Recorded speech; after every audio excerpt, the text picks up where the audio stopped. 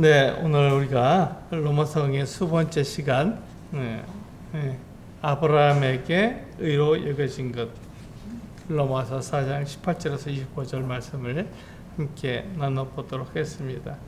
우리 같이 로마서 4장 18절에서 25절에 있는 말씀 함께 읽어보도록 하겠습니다. 같이 읽겠습니다. 시작. 아브라함이 바랄 수 없는 중에 바라고 믿었으니 이는 내 후손이 이가 되리라 하신 말씀대로 많은 민족의 조상이 되게 하려 하심이라. 그가 백성아 되어 자기 몸이 죽은 것 같고 사라의 태가 죽은 것 같음을 알고도 믿음이 약하여지지 아니하고 믿음이 없어 하나님의 약속을 의심하지 않고 믿음으로 견고하여져서 하나님께 영광을 돌리며 약속하신 그것을 또한 능히 이루실 줄 확신하였으니 그러므로 그것이 그에게 의로 여겨졌느니라.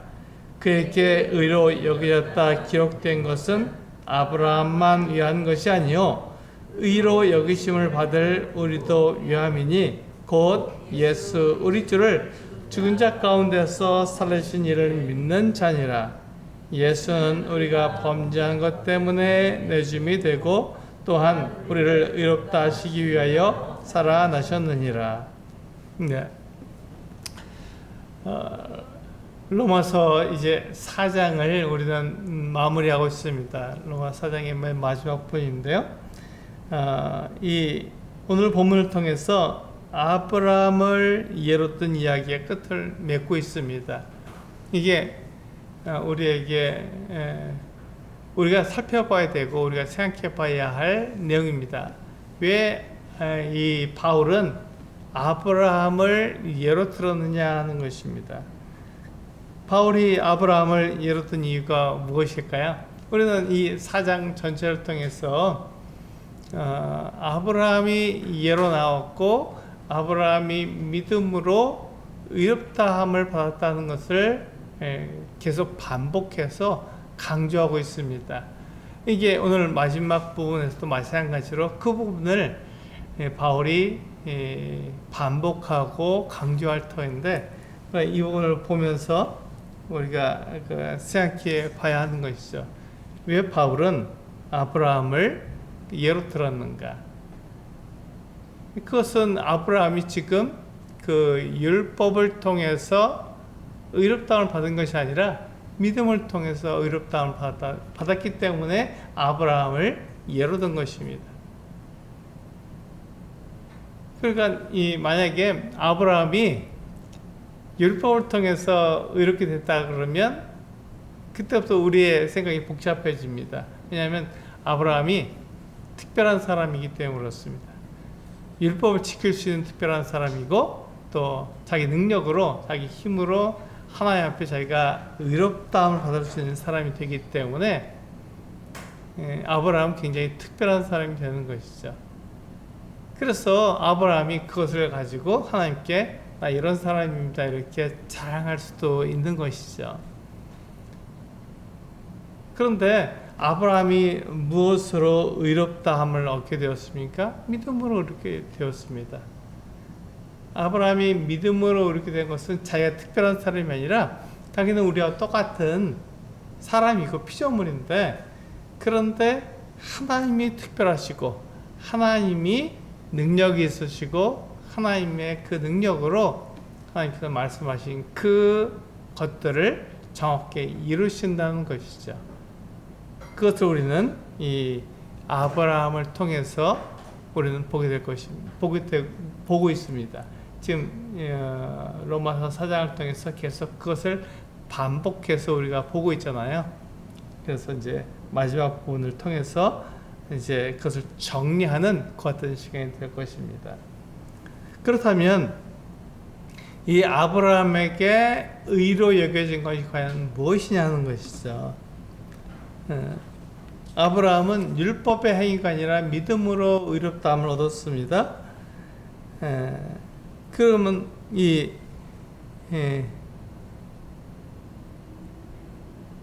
우리가 생각할 때 우리가 있다고 하나님께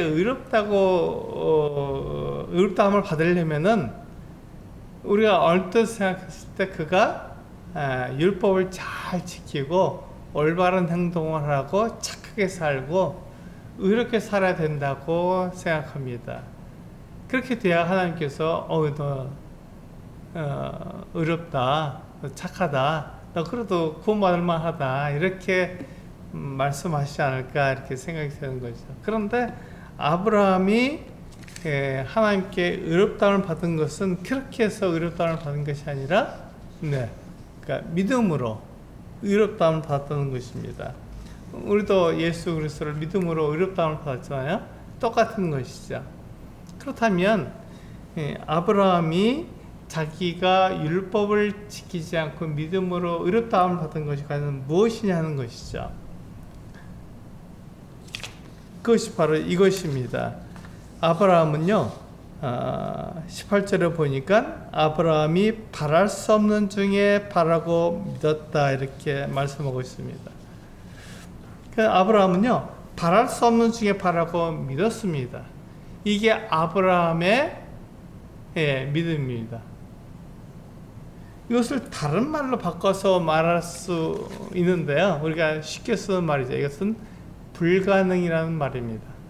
바랄 수 없는 중에 바랐다, 믿을 수 없는 중에 믿었다, 이 말은요 불가능한 것을 믿었다 이렇게 이야기하는 것입니다. 불가능한 것을. 그런데 아브라함이 무엇이 불가능하다는 것일까요? 아브라함이 불가능한 것을 믿었다고 하는데 무엇을 불가능하다고 말할까요? 그것은 지금 아브라함의 아내 사라가 나이가 많았잖아요. 아이를 낳을 수 없는 그 같은 여인이었습니다. 그리고 불임이었습니다. 아이를 낳아본 적도 없는 그 같은 여인이었습니다. 나이가 많이 들어서 늙었죠. 그런데요, 더 놀라운 것은 하나님께서 사라가 아이를 낳기에 여기 더가 더 중요합니다. 더 불가능해질 때까지 기다리셨다는 것입니다.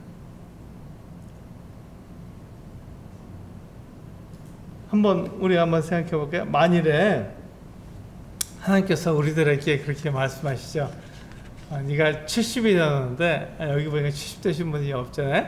그러니까 70이 됐는데 70세 아이를 낳는다고 말한다면 그게 가능하겠습니까? 불가능하다고 말할 거예요. 근데 이 아브라함의 아내 사라가 이삭을 낳은 나이는 90세였습니다. 불가능하죠. 그리고 그 사라는 아이를 낳아본 적이 없는 불임이었습니다. 그러니까 불가능한 겁니다. 그래서 바랄 수 없는 중에 바랐다는 말이 바로 이 불가능하다는 말과 같은 것이죠. 그러니까 아브라함은요 그냥 믿은 것이 아니라 불가능한 것을 가능하다고 믿은 거예요. 그게 아브라함의 믿음이었습니다. 그러면서 하나님께서 아브라함에게 약속해 주신 것은 네가 자녀를 낳을 뿐만 아니라 네 후손이 하늘의 별처럼 바닷가의 모래처럼 많을 것이다 이렇게 말씀해 주셨어요. 그걸 믿을 수 있을까요? 지금 아브라함에게는 자기 자손이 아무도 없어요. 하나님께서 그 약속을 하실 때 아브라함에게는 아무런 자손이 없었습니다. 한 명도 없었어요. 그런 상황에서 하나님께서 아브라함에게 그런 약속을 해주신 거예요. 네가 아들을 낳을 것이고 또 네 후손은 하늘의 별처럼 많을 것이며 바닷가의 모래알처럼 많을 것이다 이렇게 얘기해 주신 거예요. 그것을 아브라함이 믿을 수 있냐고요. 근데 그건 불가능한 거예요. 믿을 수가 없는 겁니다. 당장 내 아이가 없는데 어떻게 내가 아이를 못 낳고, 지금 아브라함 나이도 적은 나이가 아니다. 그가 하나님께 부르심을 받아서 가나안에 올 때 75세였고, 그러니까 아브라함이 자녀를 낳는다는 것은 생각할 수 없는, 그러니까 바랄 수 없는 중에 바란 것입니다. 그래서 불가능한 것을 믿었다고 우리는 이야기할 수 있는 것이죠. 우리 이 똑같은 말씀을 히브리서 11장에서 이렇게 이야기하고 있습니다. 히브리서 11장 11절과 12절에 보면 사라에 대해서 히브리서 기자는 이렇게 우리들에게 이야기하고 있습니다. 같이 한번 읽어보실까요? 히브리서 11장 11절과 12절입니다. 시작. 믿음으로 사라 자신도 나이가 많아 단산하였으나 잉태할 수 있는 힘을 얻었으니 이는 약속하신 일을 미쁘신 줄 알았음이라. 이러므로 죽은 자와 같은 한 사람으로 말미암아 하늘의 허다한 별과 또 해변의 무수한 모래와 같이 많은 후손이 생육하였느니라. 여기 보시면 사라도 단산하여서 단산하였지만 잉태할 수 있는 힘을 얻었다 이렇게 되었습니다. 그것은 약속하신 일을 미쁘시다. 이게 미쁘다는 말은 우리가 신뢰할 만하다, 신실하다, 성실하다 이런 뜻입니다. 약속하신 그 하나님께서 성실하게 그 약속을 이루시는 분이라는 걸 믿었다는 것이죠. 그렇기 때문에 죽은 자와 같은 그 한 사람으로 말미암아서 하늘의 허다한 별과 또 해변의 무수한 모래와 같이 그렇게 자손이 많아졌다는 것입니다. 이것이 가능하겠습니까? 이것이 가능하겠냐는 것입니다. 이것을 우리가 믿을 수 있냐는 거예요. 이걸 믿기가 참 어렵습니다. 이게 불가능하다고 우리가 이야기합니다. 있을 수 없는 일이라고 우리는 말하는 것이죠.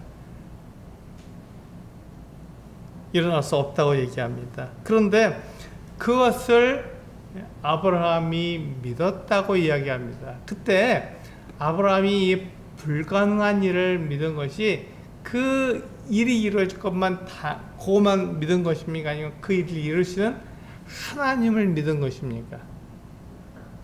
여기서 우리는 생각해 봐야 합니다.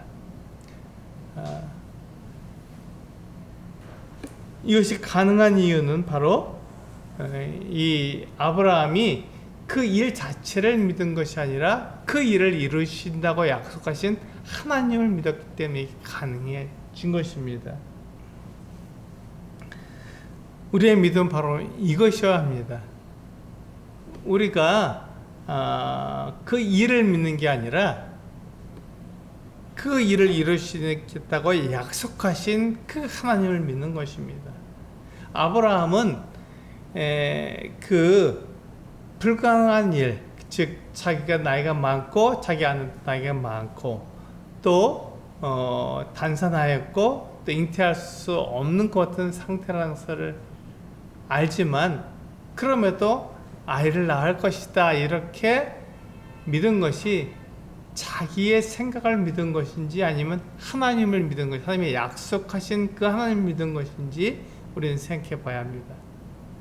아브라함은요 그렇게 하시겠다고 하나님께 약속하신 거예요. 그래서 그 약속하신 하나님을 믿은 거예요. 그것이 100세에 이루어졌지만 100세에 이삭을 낳았든지 110세에 이삭을 낳았든지 그건 상관이 없는 거예요. 언제 낳아도 상관이 없는 거죠. 근데 그 일을 누가 이루신다고요? 하나님이 이루신다고요. 내가 이루는 게 아니라 하나님이 이루신다고요. 내가 불가능한 것을 내가 이루는 게 아니라 하나님께서 약속하셨기 때문에 하나님께서 가장 좋은 때, 가장 합당한 때 그 일을 이루신다고 아브라함은 믿은 거예요. 그것이 아브라함의 믿음이었습니다. 그래서 우리의 믿음도 바로 이와 같아야 합니다. 우리의 믿음이 그 불가능한 것을 믿는 것, 그것이 아니라 그 불가능한 것을 이루겠다고, 가능하게 하겠다고 말씀하시는 그 하나님을 믿는 것, 그것이 우리의 믿음이어야 한다는 것입니다. 그러니까 우리가 여기에서 우리가 조심해야 될 것은 그 일, 불가능한 것을 가능하다고 믿는 것 자체가 아니라 그 일을 하나님께서 이루시겠다고 말씀하셨느냐 그렇지 않느냐 하는 것입니다. 그 불가능한 일을 내가 이루겠다 그랬으면 나를 믿는 것이죠. 그런데 그 일을 하나님이 이루시겠다 그랬으면 하나님이 이루시는 것입니다. 그래서 내가 하나님을 믿는 것입니다. 그게 다른 것이죠. 그래서 믿음은요, 이렇게 불가능한 일을 이루신 하나님을 믿는 거예요. 하나님께서 약속하시고 하나님께서 말씀하신 그것을 우리가 믿는 것이지, 내가 불가능한 일인데 내가 굳게 믿고 그것이 이루어지겠다고 믿고, 네, 그렇게 해서 그것이 이루어지는 것이 아닙니다. 그렇게 해서 그것이 성취되는 게 아니라는 것이죠. 그것은 믿음이 아닙니다. 믿음은 하나님을 믿는 거예요. 그래서 하나님께서 그 일을 이루시겠다고 말씀하셨는지 그렇지 않은지 우리는 살펴봐야 하는 거예요. 이것이 불가능한 것을 믿는 것입니다. 우리는 그 일 자체를 믿을 수 있어요. 내가 강하게 믿고 내가 단단히 믿고 내가 힘을 다해서 믿으면 그것이 이루어지리라. 그것은 믿음이 아니라 나를 믿는 거기 때문에 요행을 바라는 것이죠. 그런 요행이 있으면 좋겠다. 우리가 그 사람들이 그 로또 복권을 삽니다. 그래서 로또 복권을 사갖고 뭘 바라죠? 요행을 바라는 거예요. 그것이 당첨되기를 바라는 것이 요행이죠. 뭐 번개 맞을 확률보다 더 적다고 하니까요. 요행이에요. 그래서 어떤 분들은 매주 그걸 사서 그 요행이 한번 맞으면 좋다 이렇게 되는 거죠. 안 맞아도 어쩔 수 없고 이렇게 얘기합니다. 그건 요행입니다. 그런데 하나님을 믿는 그 믿음은 요행이 아니에요. 하나님께서 그렇게 하겠다고 말씀하셨기 때문에 그것은 분명한 거예요. 확실한 것이죠. 그래서 그것이 이루어지면 좋고 이루어지지 않아도 괜찮아. 이런 게 아닙니다. 그것은 믿음이기 때문에 그렇습니다. 하나님께서 약속하신 거기 때문에 하나님께서는 반드시 그 일을 이루시는 분이세요. 그런데 우리의 대적 사탄은 거꾸로 말하잖아요. 야, 그렇게 한다고 네가 어떻게 장래될 거를 네가 어떻게 알아? 그냥 대충 너를 위해서 살고 너를 네가 사람들한테 드러나는 그 일을 위해서 살아 이렇게 얘기하죠. 그게 예수님께서 시험 받을 때도 사탄이 똑같은 말을 그렇게 한 거예요. 장래를 알지 못하니까 그냥 대충 살아. 너한테 좋은 대로 하고 살면 되잖아. 남한테 피해 안 주고 그렇게 살면 되지. 이렇게 사탄도 예수님께 그렇게 말을 했어요. 예수님께서 그 40일 성령의 이끌림을 받아서 40일 동안 금식을 하셨습니다. 그러니까 배가 굉장히 고프잖아요. 40일을 아무것도 안 드셨으니까 당연히 배가 고프죠. 그때 사탄이 예수님께 나와서 이렇게 말을 했습니다. 그 돌들을 가지고 떡덩이가 되게 해서 먹게 하라 이렇게 한 거예요. 그러니까 예수님이 사탄의 말대로 그냥 돌을 갖다 떡으로 바꿔서 그냥 드셔도 그게 다른 사람에게 무슨 해를 끼쳤습니까? 아니잖아요. 배고프니까 그 배를 채우라고 말씀한 거, 그 사탄이 말한 것에 대해서 그게 크게 나쁜 것은 아니다 이렇게 생각할 수 있는 것이죠. 뭐 같이 한번 읽어보겠습니다. 마태복음 4장 1절에서 4절에 있는 말씀인데요. 우리 같이 한번 읽어보시죠. 읽으면서 같이 한번 생각해 보시면 좋겠습니다. 같이 한번 읽어보겠습니다. 시작. 그때 예수께서 성령에게 이끌려 마귀에게 시험을 받으러 광야로 가사 40일을 밤낮으로 금식하신 후에 줄이신지라.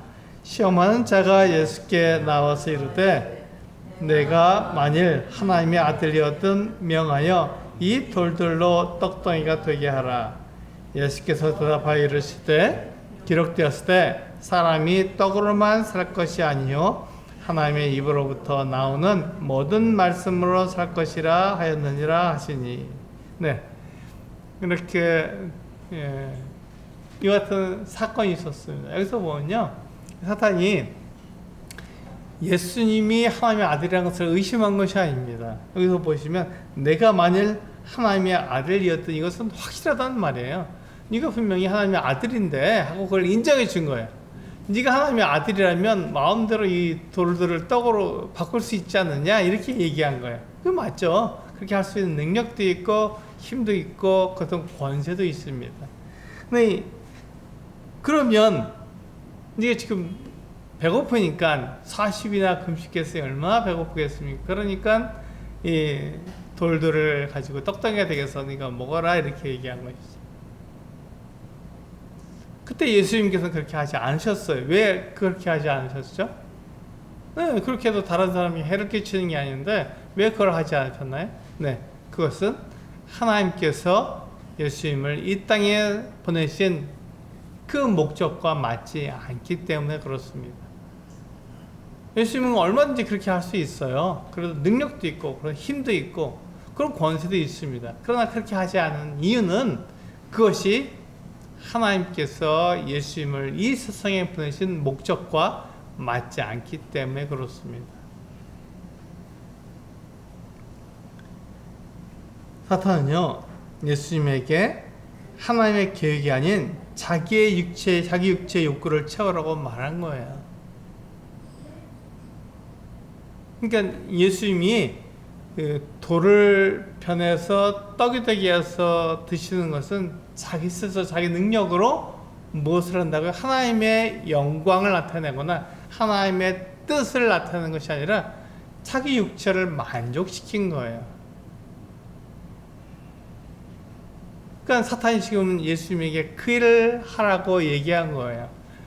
그 일을 한다고 해서 문제가 되지 않습니다. 그런데 그 일은 하나님께서 그 예수님을 이 땅에 보내신 목적과 맞지 않기 때문에 예수님께 그 일을 하시면 어떻게 되죠? 하나님께 전혀 상관없는 일을 하시게 되는 거예요. 하나님의 영광을 나타낼 수 없는 일이 되는 것이죠. 사람들은 그 예수님을 주목할 거예요. 돌을 떡으로 바꿨으니 얼마나 놀라운 분입니까? 그 능력이 정말 크시잖아요. 그러니까 사람들은 예수님을 주목할 거예요. 그 예수님도 다시 육체의 그 배고픔을 떡을 먹음으로써 해소할 수 있었습니다. 그러나 그것이 하나님께서 예수님을 이 땅에 보내신 목적과 맞을까요? 그렇지 않다는 것입니다. 예수님은요, 자기를 나타내기 위해서 이 세상에 오신 것이 아니라 사람들을 죄에서 구원하기 위해서 오셨습니다. 그래서 예수님은요, 이 땅에 사람으로 태어나셔서 사람처럼 성장하셨고 이제 하나님의 그 같은 일을 하시게 될 때 예수님은 분명한 목적을 가지셨습니다. 사람들을 그 죄에서 구원하기 위해서 예수님 자신을 드리신 거예요. 그래서 예수님이 그 예루살렘에 가서 거기서 사람들에게 넘겨져서 죽임을 당할 것이라는 것을 분명히 아셨습니다. 그리고 그렇게 하겠다고 제자들에게 말씀하셨어요.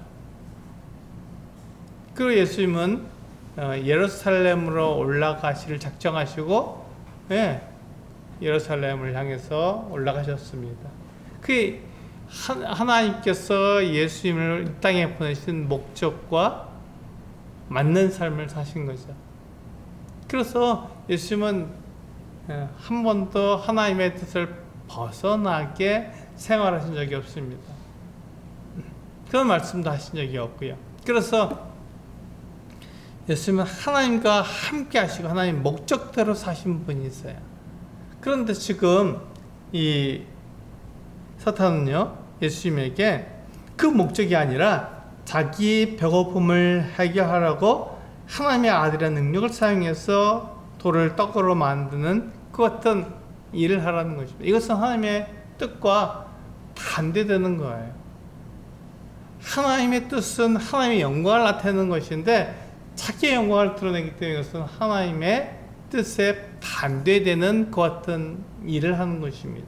이것이 죄죠. 이것이 죄입니다. 하나님을 떠난 삶이기 때문에 이것이 죄라는 것입니다. 우리 사람들도 그렇게 하잖아요.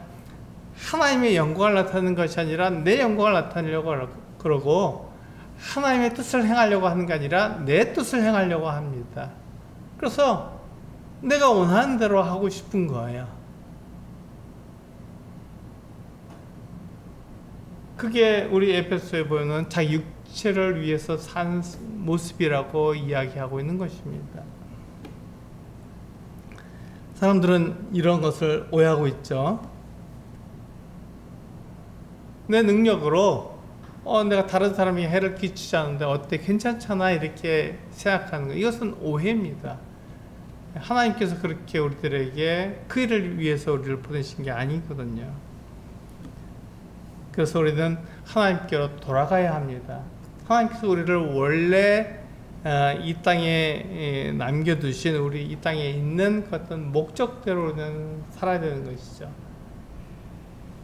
예수님이 그 목적대로 사신 것처럼 우리도 이 세상에서 하나님의 목적대로 살아야 되는 것입니다. 그것이 바로 하나님의 영광을 위해서 우리가 사는 거예요. 하나님의 영광을 나타내는 삶을 사는 것입니다. 그렇게 하려면 우리가 죄인이라는 것을 알아야 됩니다. 아까 제가 죄를 말씀드렸잖아요. 죄는 나쁜 짓, 그것도 포함됩니다. 그것도 포함되지만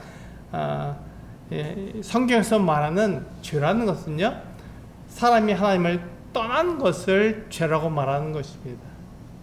사람이 하나님을 떠난 것을 죄라고 말하는 거예요. 그래서 내가 하는 말, 내가 하는 행동, 이 모든 것이 과연 하나님의 말씀과 맞느냐 하는 것입니다.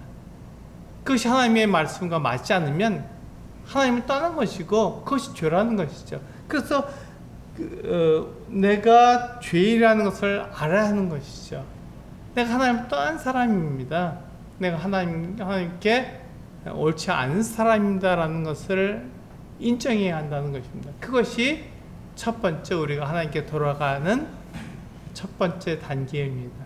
하나님께 돌아갈 수 있는 첫 번째 단계가 내가 죄인이라는 것을 인정하는 것, 그것부터 시작하는 것입니다. 그래서 우리가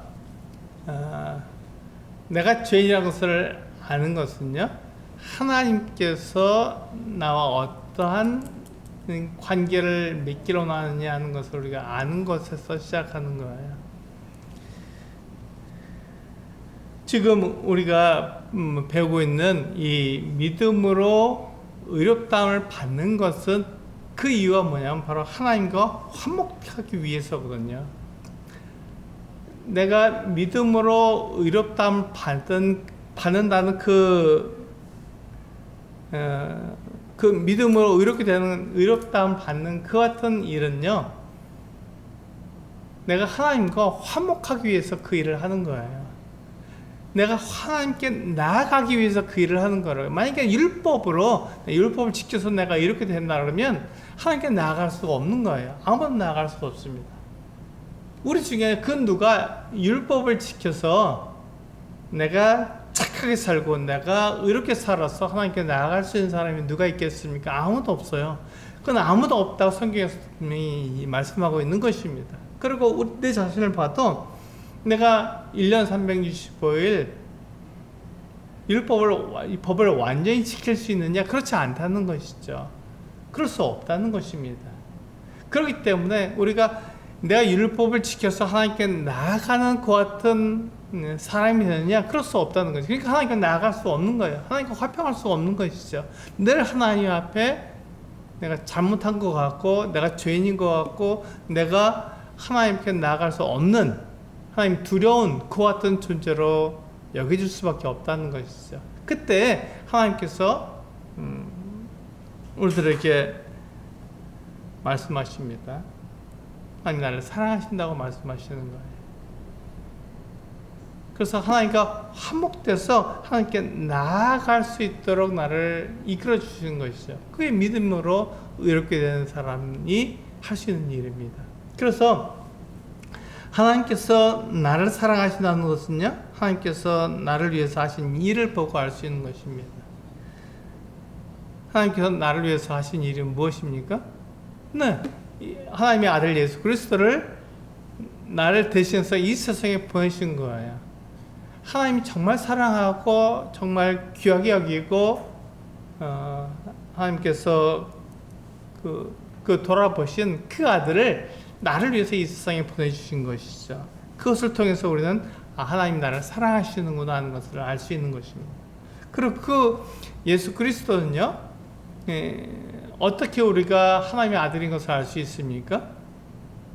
그분이 하나님께서 정말 보내신 분이라는 것을 우리는 어떻게 알 수 있습니까?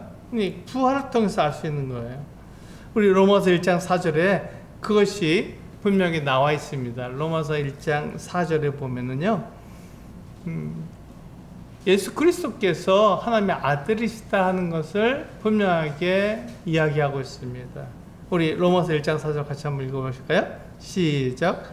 성결의 영어로는 죽은 자들 가운데서 부활하사 능력으로 하나님의 아들로 선포되셨으니 곧 우리 주 예수 그리스도시니라. 여기 보시면 죽은 자 가운데서 부활할 수 있는 사람이 없습니다. 한번 생각해 보세요. 우리 사람이 자기가 죽었는데 내 능력으로 내 힘으로 다시 살아날 수 있는 사람이 있습니까? 없습니다. 그래서 사람은 피조물인 거예요. 사람은 생명을 주관할 수 없는 존재입니다. 죽으면 그것으로 끝인 것이죠. 그런데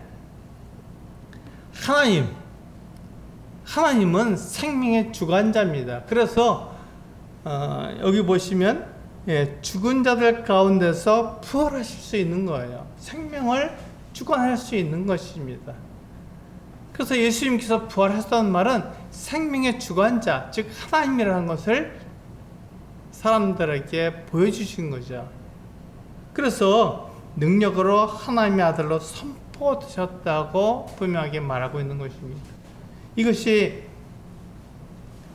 우리가 예수 그리스도를 하나님의 아들이라고 믿는 그 어떤 믿음의 근거가 되는 것이죠. 그래서 부활은요, 그분이 하나님의 아들이라는 것을 보여주는 것입니다. 부활이 바로 그분이 하나님의 아들이라는 것을 보여주는 거예요. 그래서 우리 가운데 부활한 사람이 아무도 없는데 예수 그리스도, 그분이 부활하셨어요. 그리고 예수 그리스도를 믿는 사람들을 부활하게 하십니다. 그러니까 그들도 하나님의 자녀가 되는 것이죠. 그걸 약속해 주신 거예요. 그래서 그 부활한 사람들에게 하나님 자녀가 되는 권세를 주셨고, 그들이 영원한 생명을 예수 그리스도와 같이 갖게 되는 것이죠.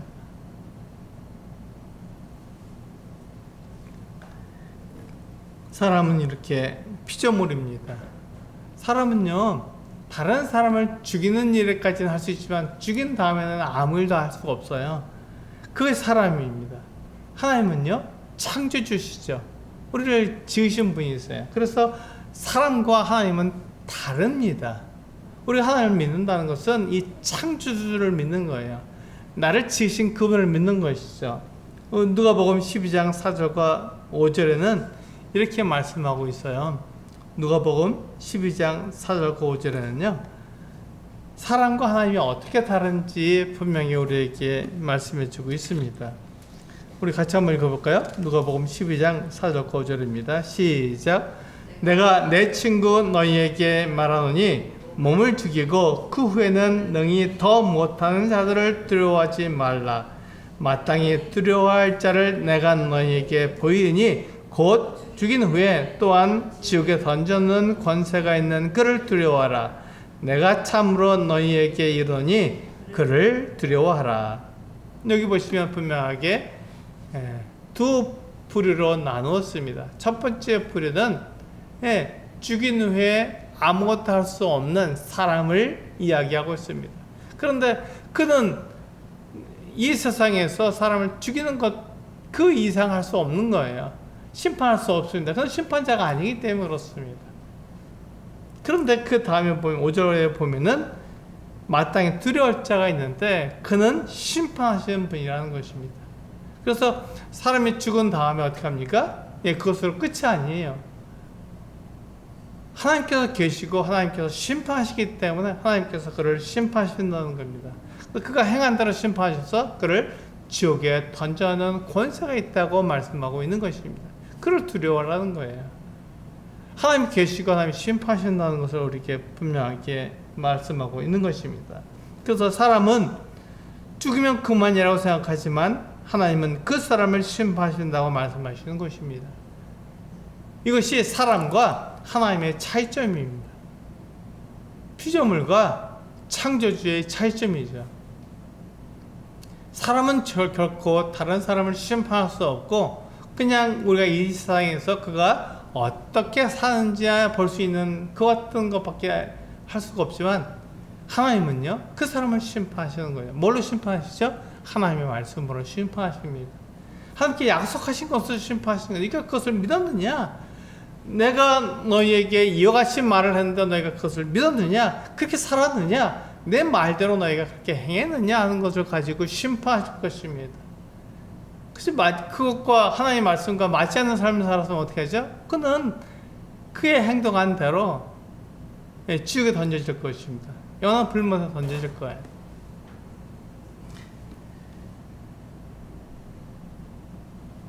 사람은 죽으면 그만이라고 하는 것은요 성경에서 말씀하신 것과 다르죠. 당연히 다릅니다. 그 성경은 그렇게 말씀하시지 않습니다. 성경은 분명히 하나님께서 심판하신다고 말씀하시는 거죠. 그런데 우리가 오해하고 있는 것은 거듭난 사람은 심판받지 않는다고 얘기하는데 그렇지 않습니다. 거듭난 사람은 심판을 받습니다. 이것을 우리는 그리스도의 심판대라고 얘기하는 것입니다. 심판의 결과가 다를 뿐이지 모든 사람은 다 심판을 받습니다. 무엇을 가지고 심판을 받습니까? 네, 하나님의 말씀을 가지고 심판을 받습니다. 거듭난 사람도 심판을 받는 거예요. 그래서 그가 어떻게 했는지 하나님의 말씀을 가지고 어떻게 했는지를 살펴보는 거예요. 그래서 그가 하나님의 말씀을 알고 그가 하나님의 말씀을 들었고 그 약속을 받았고 그 소망하고 있기 때문에 그가 그 말씀을 가지고 어떻게 살았는지를 심판하실 거예요. 그래서 그것과 맞지 않으면 어떻게 하죠? 그건 부끄럽게 되는 것입니다. 부끄러운 삶을 사는 거예요. 그런데 하나님께서 말씀하신 그것을 우리가 듣고 알았기 때문에 우리가 그 말씀에 나를 맞추려고 노력하는 것이죠. 그 사람에게 하나님께서 뭐라고 말씀하십니까? 네. 잘하였다, 착하고 충성된 종이라고 말씀해 주시는 것이죠. 이게 하나님의 심판입니다. 그래서 하나님께서 우리에게 약속하신 것은요 부활과 영원한 생명을 약속해 주신 거예요. 이게 그리스도인 소망이잖아요. 우리는 이것을 소망하고 있습니다. 우리는 부활할 것을 소망하고 있는 거예요. 하나님께서 약속하셨으니까요. 그리고 우리는 영원한 생명을 가질 것을 우리는 소망하고 있습니다. 하나님께서 말씀하셨으니까. 이게 가능하겠습니까? 제가 말씀드리죠. 내가 이 몸이 썩을 몸이잖아요. 우리가 새로운 몸을 받는다는 것이 부활인데 그 부활할 것을 우리는 믿습니까? 네, 이거 믿기 어렵습니다. 불가능하죠. 어떻게 부활하냐 이렇게 말하는 사람도 있습니다. 네, 이건 불가능합니다. 근데 불가능한 것을 누가 약속해 주셨죠? 하나님이 약속해 주셨습니다. 그러니까 우리는 그걸 믿을 수 있는 거예요. 하나님께서 부활한다고 말씀하신 거죠. 그러니까 그것을 믿을 수 있는 것입니다. 이 부활을 믿습니까? 네, 하나님이 약속하셨으니까. 그래서 우리는 하나님을 믿기 때문에 하나님께 약속하신 그 부활도 우리가 믿는 거예요. 하나님께서 또 무엇을 약속해 주셨냐면 영원한 생명을 약속해 주셨어요. 그럼 우리는 영원한 생명 자체를 믿습니까? 아니, 하나님을 믿습니다. 근데 하나님께서 영원한 생명을 위해 주시겠다고 약속해 주셨기 때문에 그 영원한 생명도 믿는 거예요. 그것이 소망이 되는 것입니다.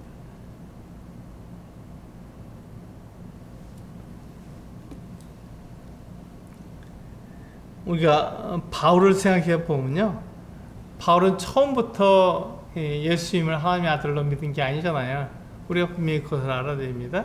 바울은요, 그가 다메섹으로 가는 길, 다메섹 성으로 가는 길에서 부활하신 예수님을 만나기 전까지는 예수님을 사람으로 생각했던 것이죠. 피조물로 생각했던 것입니다.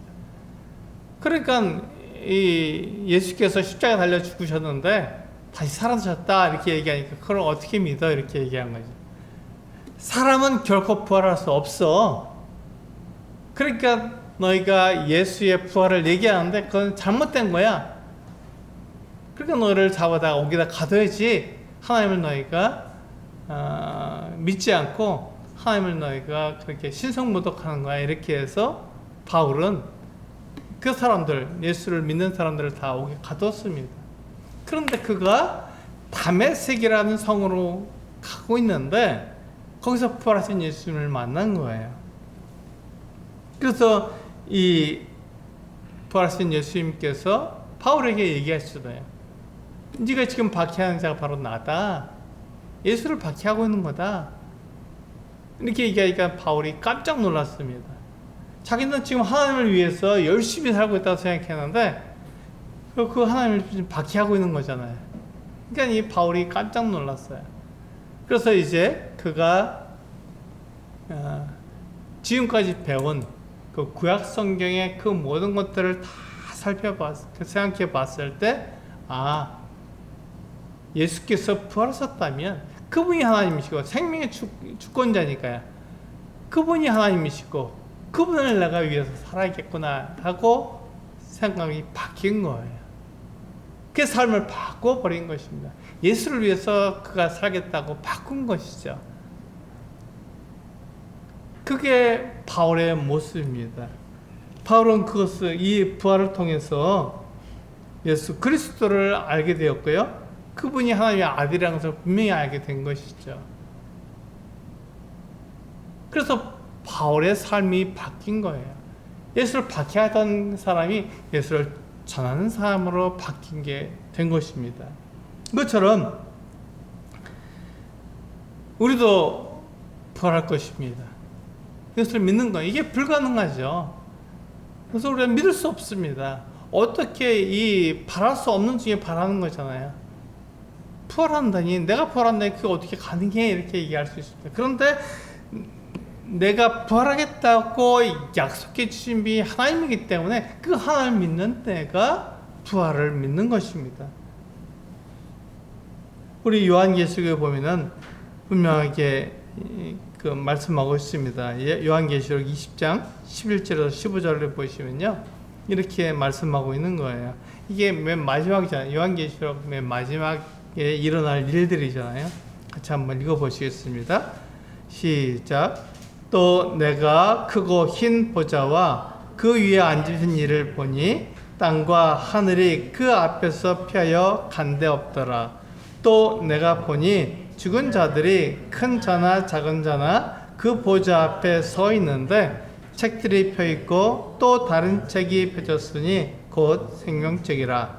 죽은 자들이 자기 행위를 따라 책들에 기록된 대로 심판을 받으니 바다가 그 가운데서 죽은 자들을 내주고 또 사망과 음부도 그 가운데서 죽은 자들을 내주매 각 사람이 자기의 행위대로 심판을 받고 사망과 음부도 불못에 던져지니 이것은 둘째 사망 곧 불못이라. 누구든지 생명책에 기록되지 못한 자는 불못에 던져지더라.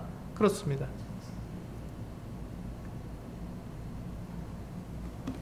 이것은 지금 예수 그리스도의 계시, 예수 그리스도께서 이러같이 약속하신 거예요. 그것을 요한이 지금 1세기에는 그 성도들에게 이 편지를 써서 이야기해 준 것입니다. 이것은 마지막에 들릴 때가 분명하게 하나님께서 약속하신 것들이죠. 여기서 보면 분명히 죽은 자들이 다 하나님의 심판을 받겠다고 분명히 말씀하고 있습니다. 그런데 그 생명체에 기록된 사람들, 예수 그리스도에게 속한 사람들은 불만 던지지 않겠다고 약속하신 거예요. 그들에게는 부활과 영원 생명이 주어지기 때문에 이 불못에 던지지 않는 것이죠. 그것을 하나님께서 우리들에게 약속해 주신 거예요. 심판하시는 그 하나님 또한 심판하시는데 그냥 심판하시는 것이 아니라 하나님의 말씀대로 심판하셔서 그 약속을 그대로 이루시는 하나님 것을 우리가 요한계시록에서 볼 수 있는 것이죠. 그래서 죽은 자들은 그대로 끝나는 것이 아니라 하나님 앞에 서서 심판을 받는데 그들의 행한 대로 심판을 받는 것입니다. 내가 어떻게 행했는지 나도 잊어버릴 수가 있어요. 나도 오래된 일이라 나도 잊어버릴 수 있습니다. 그러나 하나님은 그것을 잊지 않고 정확하게 기록해 놓으셨고 그 기록된 대로 그의 행위대로 다 심판하실 것입니다. 마찬가지로 우리 그리스도인들도 하나님께서 그 사람이 어떻게 행했는지 그리스도 심판대에서 그것을 심판하실 것입니다. 그래서 어떤 사람은 착하고 충성된 종이라는 그 어떤 칭찬을 받겠지만 어떤 사람은 악하고 게으르다고 그렇게 책망을 받게 될 것입니다. 그래서 어떤 사람은 부끄러운 구원을 받는 그 같은 사람들도 있을 것입니다. 하나님은요 심판하시며 하나님 말씀을 기준으로 심판할 것입니다. 이것이 하나님께서 우리들에게 약속해 주신 것입니다. 그렇다면 하나님께서 그 하나님의 아들께서 우리들에게 약속해 주신 것이 무엇입니까? 영원한 생명입니다. 그걸 어떻게 알 수 있죠? 요한일서 2장 25절에 우리들에게 그렇게 분명하게 말씀하고 있습니다. 이게 다 근거가 있는 거예요. 영원한 생명을 내가 갖게 된다는 것도 분명하게 근거가 있는 그 같은 말씀을 우리가 찾아볼 수 있습니다. 요한일서 2장 25절 같이 읽겠습니다. 시작. 그가 우리에게 약속하신 것은 이것이니 곧 영원한 생명이니라. 그렇습니다. 하나님의 아들 예수 그리스도께서 우리들에게 약속하신 것은 영원한 생명을 주겠다고 약속하신 거예요. 예수님께서 그 제자들에게 영원한 생명을 약속해 주셨고 예수님과 그 제자들이 사람들에게 영원한 생명을 전하고 있는 것입니다. 우리가 전하는 게 바로 그거예요. 그래서 그리스도께서 제자들에게 약속한 것은 영원한 생명입니다. 그래서 우리도 동일하게 이 예수 그리스도의 영원한 생명을 사람들에게 전하는 것이죠. 왜 전하는 것은 영원한 생명을 전하는 것입니다. 하나님께서 약속해 주신 것이니까요. 우리 요한일서 2장 15절에서 17절 말씀을 같이 한번 보겠습니다. 여기 보시면 하나님이 약속하신 것과 사람들이 약속하는 것이 어떻게 다른지 그걸 구분할 수 있어요. 한번 읽어보시겠습니다. 요한일서 2장 15절에서 17절입니다. 시작. 이 세상이나 세상에 있는 것들을 사랑하지 말라. 누구든지 세상을 사랑하면 아버지의 사랑이 그 안에 있지 아니하니 이는 세상에 있는 모든 것이 육신의 정욕과 안목의 정욕과 이생의 사랑이니 다 아버지께로부터 온 것이 아니요 세상으로부터 온 것이라. 이 세상도 그 정욕도 지나가되 오직 하나님의 뜻을 행하는 자는 영원히 거하느니라. 이 마지막 말씀 보시면 17절을 보시면 지나가는 것과 영원히 있는 것, 이 두 가지로 병이 나눠진다고 말씀하고 있습니다. 하나님은 영원히 계시는 것입니다. 하나님의 말씀도 영원히 계시는 거예요. 그런데 세상이 주는 것은 무엇입니까? 육신의 정욕과 안목의 정욕과 인생의 자랑, 이것은 지나가는 것들이에요. 우리가 이 말씀을 통해서요, 예수님이 주신다고 약속하신 것과 세상에 주신다고 약속한 것의 차이를 알아볼 수 있는 거예요. 이 말씀에서 그렇게 우리가 그 차이점을 이렇게 말해주고 있지 않습니까? 예수님과 제자들은 사람들에게 영원한 생명을 약속한 거예요. 영원한 것을 약속해 주셨어요. 그런데 우리가 보면은 이 세상은요, 이 영원한 것을 준 것이 아니라 지나가는 것을 약속해 준 거예요. 가만 보세요. 이 세상에서 이 세상이 사람들이 우리들에게 약속해 주는 것이 무엇이죠? 지나가는 거예요. 우리는 잘 아는 것처럼 공술의 공수거라고 하지 않습니까? 빈손으로 이 세상에 왔다가 빈손으로 이 세상을 떠나갑니다. 그렇죠. 그래서 우리가 그것을 너무 잘 알고 있는 거죠. 그러니까 사람이 아무리 부자여도 죽으면 그것을 가져갈 수 없습니다. 그 재산을 가져갈 수 없는 거예요. 그러니까 다 지나가는 것들이에요. 그 사람에게 그 재산이 무슨 유익이 있습니까? 근데 이 세상에 살 동안만 유익한 거예요. 그리고는 그는 아무것도 가져가지 못하는 것입니다. 그리고 지나가는 것을 위해서 우리가 우리의 삶을, 우리의 시간을, 우리의 그 에너지를 거기에 드릴 것인지, 영원한 것에 우리의 삶을 드릴 것인지 우리는 분별해야 되는 것이죠. 성경 분명히 그렇게 이야기하고 있습니다. 우리들에게 이렇게 그것을 구분해라 이렇게 말씀하고 있는 것이죠. 네, 우리가 마지막으로 보면요, 로마서 4장 25절에 마지막 말씀이잖아요. 오늘 본문의 마지막 부분인데 이 말씀을 보면은 여기서 하나님께서 우리들에게 해주시는 말씀이 있습니다. 같이 한번 읽어보시겠습니다. 시작. 예수는 우리가 범죄한 것 때문에 내줌이 되고 또한 우리를 의롭다 하시기 위하여 살아나셨느니라. 그렇습니다. 이것이 예수님께서 하신 일입니다. 우리가 믿음으로 예수 그리스도를 믿는 이유가 바로 이것이죠. 예수 그리스도의 의가 나에게 주어졌다는 것입니다.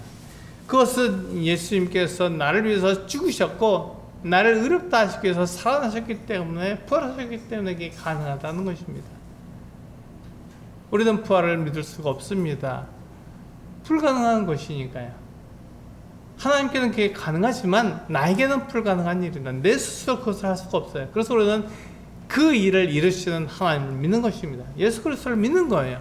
그렇게 됐을 때 하나님께서, 예수 그리스도께서 우리들에게 이 부활을 주시고 영원한 생명을 주실 것입니다.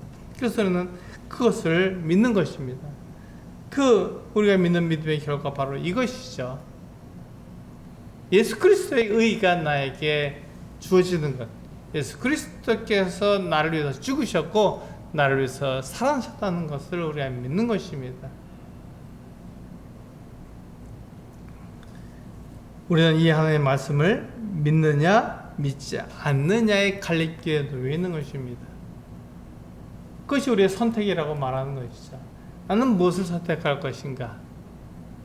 네, 내 육체는 하나님의 말씀을 따라가고 싶지 않아요. 내가 원하는 것은 이 세상에서 사람들이 나를 보아주고 나를 높여주고 인정해주는 것, 그것을 우리는 더 원합니다. 나 이런 사람이야 하고 나 드러내고 싶죠. 그런데 하나님은 우리들에게 그렇게 말씀하지 않고 내가 내 육체를 따를 것인지 하나님의 말씀을 따를 것인지 그 갈림길에 놓여 있으니까 선택하라 이렇게 말씀하고 있는 거예요. 내가 무엇을 선택할 것인가 하는 것은 이 무엇을 내가 믿고 있느냐 하는 것을 나타내는 것과 똑같습니다. 내가 내 육체가 원하는 것을 행하면 내 육체를 믿고 있는 거예요. 나를 믿고 있는 거예요. 근데 하나님 말씀을 내가 따라서 살고 있고 하나님 말씀을 내 삶에서 드러낸다면 그건 하나님을 믿는 것입니다. 서로 다른 것이죠. 이게 다른 것을 이야기하고 있는 것입니다. 그래서 아브라함이 의로 여겨진 것은 바로 이것입니다. 아브라함이 의로 여겨진 것이 바로 이것이에요. 아브라함은 자기를 믿은 게 아니에요. 하나님을 믿었습니다. 하나님께서 말씀하신 것을 믿었고 하나님께서 하시겠다는 그것을 믿었습니다. 아브라함이 어떻게 자기가 지금 자식도 없는데 아들이 없는데 어떻게 그의 후손이 하늘의 별처럼 바닷가의 모래처럼 많겠다고 하는 그것을 어떻게 믿을 수 있냐고요. 그의 아내가 나이가 많았고 불임인데 어떻게 그 아내가 아들을 낳는다는 것을 어떻게 믿을 수 있냐고요. 하나님께서 그것을 더 두셔서 언제까지 두셨다고요? 사라 나이가 90세가 될 때까지 전혀 자식을 낳을 수 없을 나이가 될 때까지 그냥 두신 거예요. 그때 아들을 낳았습니다. 그리고 그 아들이 정말로 하나님의 약속대로 하늘의 별처럼 바닷가의 모래처럼 그렇게 무수히 많은 자손을 낳게 된 것이죠.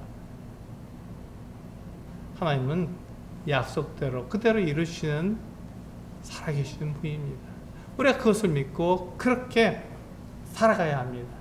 그것이 지금 오늘 이 로마서 4장 말씀을 통해서 우리들에게 하시는 말씀이고 우리가 가야 할 길입니다. 하나님께서 우리에게 이렇게 살라고 말씀하고 계십니다. 우리 서수교회 성도님들이 이 말씀을 통해서 이렇게 자신을 하나님께 드리시는 그런 삶을 사시기를 원합니다. 기도하시겠습니다.